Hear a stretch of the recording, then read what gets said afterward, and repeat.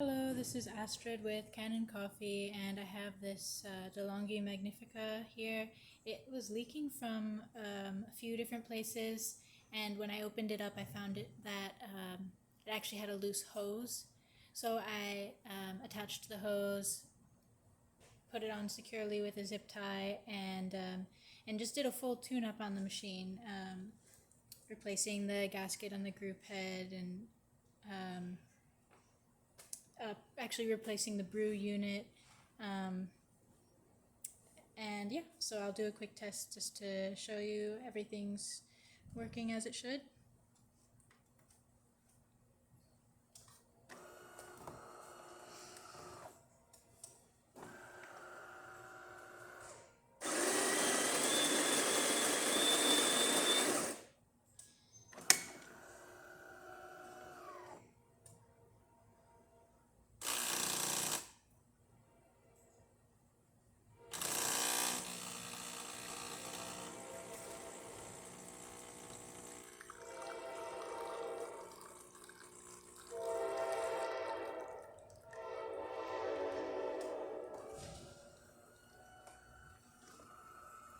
And there you go.